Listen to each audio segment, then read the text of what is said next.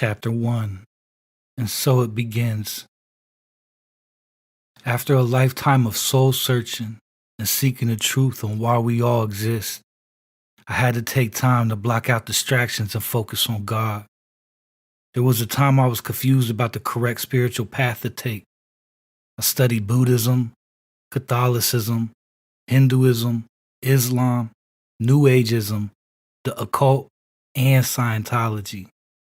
I always knew about Jesus, but I didn't have a real relationship with him. Since I didn't know God, the devil could have his way with me. Weirdly, people believe in angels in heaven, but never seem to entertain the idea of demons in hell.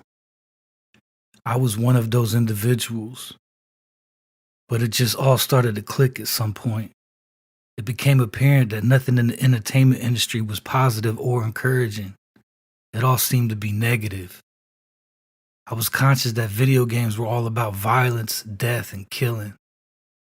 All the movies had the same agenda, promoting fornication, homosexuality, transhumanism, and more. I remember thinking that this can't be life. This can't be real. I needed to find the source of purity, righteousness, and truth, and completely immerse myself in it. I needed to be cleansed of this filth and created anew. I needed to redesign my destiny.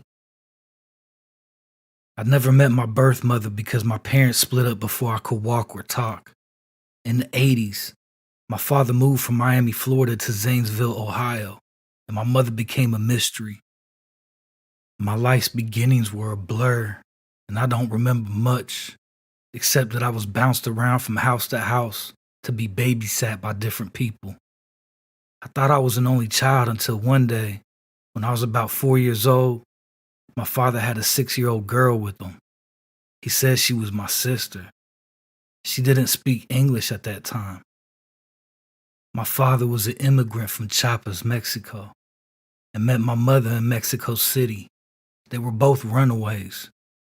My father ran away because of a bad relationship with his stepmother, and my mother said she ran away because her mother's boyfriend was molesting her. My parents met on the bus, fell in love, and 9 months later, a baby girl was born. Upon this discovery, my grandmother wanted my mother to return home and end a relationship with my father. However, my father objected to that idea. They were parents now, and at some point, they got married in Mexico. I do not know whether it was before my mother's pregnancy or after. What I do know is that my parents separated after the birth of my sister. My mother and father reconnected in Miami, Florida, a year or so later. My father told me he got my mother's location from letters she was mailing him, so he decided to leave Mexico and surprise her right around her birthday. My father's unexpected visit upset my grandmother on my mother's side, who, at this point, grew a strong disliking towards him. My father didn't care. He loved my mother. They were married, and they had a daughter. It didn't take long for my mother to become pregnant again, this time with me.